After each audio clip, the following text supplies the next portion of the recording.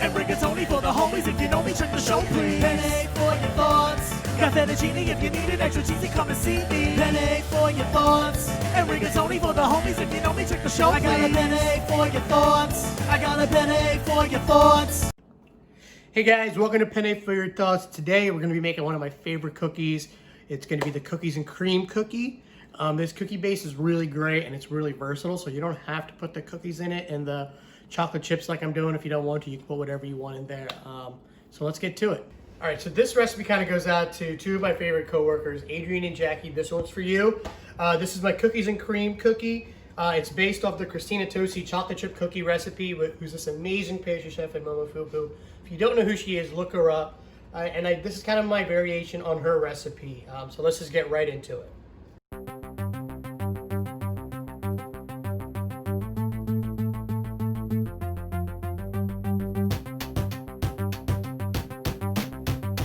So if you're like me and your sugar got hard on you before... That's what she said! Michael! I just have waiting for the butter to kind of re-moisturize that sugar again. I'm just trying to break up as much of those clumps as I can. If you have to, go in there with your fingers, and you can just use your fingers to kind of break it up a little bit. I know buttery fingers is not the best thing right now. You just want to use your arms and just kind of incorporate everything in there. Break up those pieces of sugar. Get your anger out. You're stressed out. You're mad at that girl or guy that won't date you. Take it over here. Alright, so because my sugar was so hard, it's not the smoothest mixture you have here, but it'll still work. It's not going to be too crazy on your final product. I'm going to put a teaspoon of vanilla, or as I have here, I just have espresso, just a teaspoon of instant espresso mixed with water. If you want to use almond extract, go ahead and use almond extract, lemon extract. You can use whatever extract tickles your fancy. And then I'm going to add my one egg here. And then this is when you want to kind of beat it until it gets nice and glossy. So this will be about a minute and a half of you just whisking it.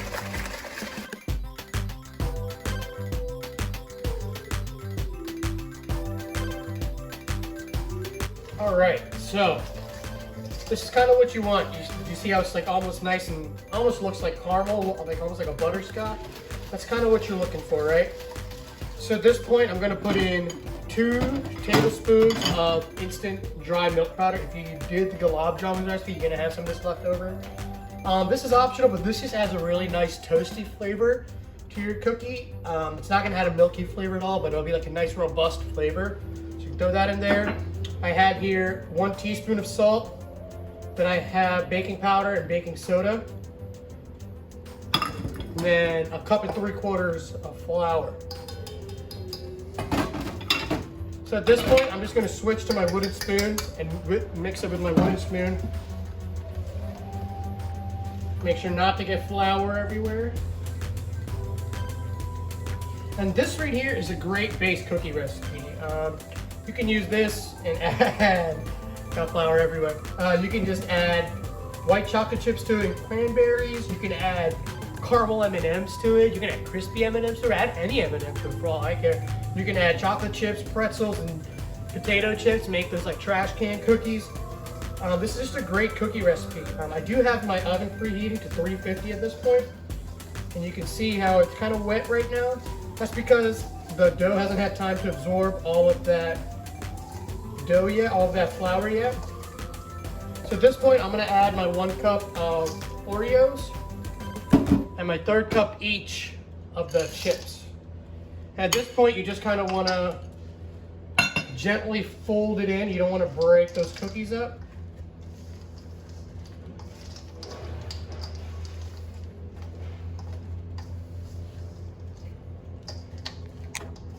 There you go. Nice, beautiful cookies and cream cookie, which are going to be mad delicious. All right, so while Cortland sits there and sips on his Yoo-Hoo, I'm gonna put the dough into the fridge for about 10 minutes just so the flour has enough time to absorb some of that moisture in there, all right? So I'll see you guys in 20 minutes. All right, so as you can see, our cookie dough is nice and ready to go. So I'm just gonna start taking 6 1.5 scoops. I'm gonna put them fairly spaced out. And we're just gonna put them in our oven, our preheated 350-degree oven for about 12 to 15 minutes, depending on how you like your cookie. I like mine a little bit undercooked because they will continue cooking after this. What's really great about this recipe too, I mean, just like with all cookie recipes, you can always portion them out like this and then freeze them, and they'll be good to go whenever you want. If you live by myself, like I do. All right, so quick update on the cookies. It's actually 375 degrees, not 350. Sorry about that. These cookies are pretty awesome though. Me and Cortland have been eating the cookie dough while they're in the oven, and it's pretty delicious.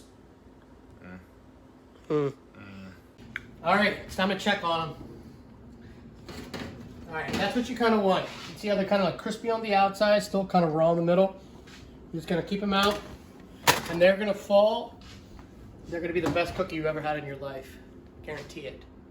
Well, all that's left to do is to have a glass of milk and have some cookies and have a friend over. Oh, I'm happy to be that friend. And so you're a dipper as well. Nice. I'm a dipper. Oh, bro. The cookies are so good. Like, really so soft in the middle. So it absorbs the milk really well. Oh my god.